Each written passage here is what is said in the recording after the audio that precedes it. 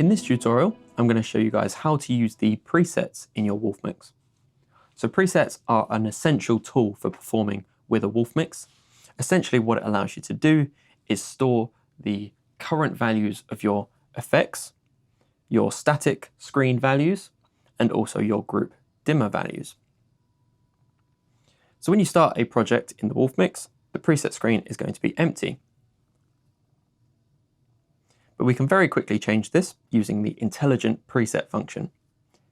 If I tap the little button up here and press generate presets, the Wolfmix has now generated for us 4 pages of presets that we can use to get started with our Wolfmix.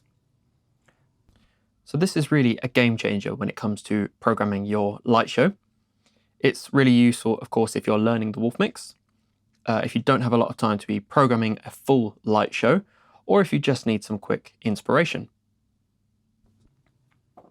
So you can see here, we've got a full page of 20 different presets that can be used right out of the gate. As mentioned, there is going to be 4 pages of presets. So if I scroll to page 2, you'll see that these buttons are all illuminated in blue.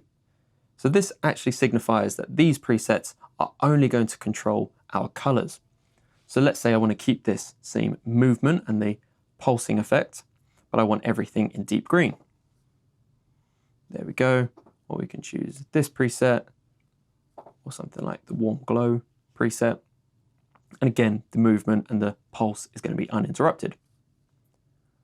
The third page, similarly, is going to allow us to change the movements. So these buttons are all illuminated green to signify that. So now we can change the movement. On the 4th page, we have some buttons illuminated in pink. So this, again, is going to signify that these presets are going to trigger our beam effects. So I can say everything do a slow sparkle or pulse out from the center. Maybe do the can style effect. So you get the idea. So these presets can be stacked on top of each other to create exponential different looks. And again, this is all available right out of the box. Of course, in the Wolfmix, we can also create our own presets from scratch. If I go ahead and trigger the startup preset so we can look at something quite simple. Let's start with the color effects. So I'm going to turn on the color effects for all of my groups. There we go, we'll do something like that. Maybe let's get the floor heads moving. Maybe something more symmetrical with a bit of phase. Maybe I'll trigger the beam effects on groups C and D. There we go. Let's say I want to store this as a preset so I can always come back to this at a touch of a button. I'll go to my preset screen and I'll find an empty page. If I hold Shift and tap on a spare slot, I can now give this preset a name. Save. So now we can choose which of our components to store in the preset. So this is kind of like what we just saw, how the different presets can be stacked on top of each other. For this preset, I know I want everything to be recalled exactly as I see it on the screen. So I'm going to go ahead and keep all of these parameters in the preset. I'll tap the flashing button to save. And there we go. I can now go ahead and trigger any of my presets that I previously showed you. And I can always go back to trigger the one that we just made. We can overwrite presets in exactly the same way. So let's say I go back to the Get Moving preset. Maybe I want to keep this style effect, but maybe the color palette isn't right for my show. I'll go into the color effects and let's trigger some different colors. I'll go back into the preset screen and we'll hold Shift and tap. And now I can tap this button once more time. Again, flashing button is always to save your changes. Anywhere else is to discard. So I'm going to tap this to save. So now whenever I come back to that preset, it's going to show the new color palette that we just made.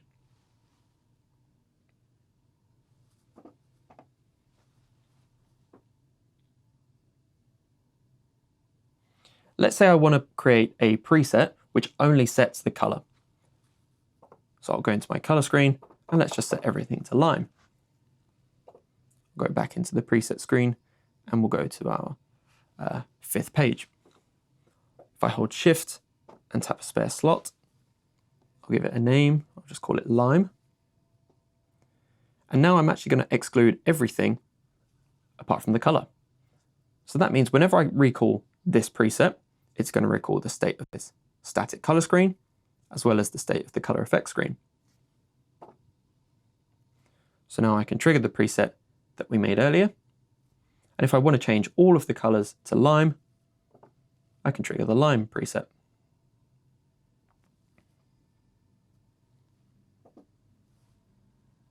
Every preset can also be set to flash mode. So let's say I want to take this Get Moving preset and I want it to be a flash preset. I'll enable the flash mode toggle at the top and I'll tap to save. So now you'll notice that as I press and hold this button, the preset will be on. Then as I release, there'll be a 1-second timer before the preset jumps back to the previous one. So why is there a 1-second timer here? If we go back in and edit this preset, you'll see that every preset can have a hold and a fade time. So if I set this to say 3 seconds, I can now press and hold this and I can release and it will hold for 3 seconds. You can see the timer up the top right there as well. Presets can also have a fade time. So let's say, in fact, let's go into the colors for this one to make it nice and clear. So let's say I've got the deep green preset here. If I hold Shift and tap to edit, so we already have a fade time of 0.5 seconds. But let's say I want this to be a 3-second fade. We'll also select the deep red preset and we'll edit this to 3 seconds as well. So now if I change to deep green, this is going to happen over 3 seconds. If I go back to deep red, again, it's going to fade over 3 seconds. So this is really useful for keeping your transitions nice and smooth. If you want your presets to cycle automatically, we can do this by, let's say, going back to the first page. I'll trigger the first preset and I'll press play. So now we're going to cycle through this entire page of presets and it's going to hold for the set time in each preset, which is currently set to 1 second, which is why it's jumping through quite quickly. Let's say we wanted to synchronize this with our tempo. I'll go back to the startup preset and I'll press sync. Let's say we want every preset to hold for 4 beats. So I'll tap my tempo now. So that's going to be the speed. So every 4 beats, we're going to change preset. And I'll tap the play button. There we go. So you can of course go in and set a specific hold time as well as a fade time for every preset, or you can use the quick synchronize button there. We don't need to cycle through the whole page. We can in fact cycle through just this column, just this row, a random selection of presets, or all presets, so across the entire project. So that is the preset screen, and we'll see you in the next video.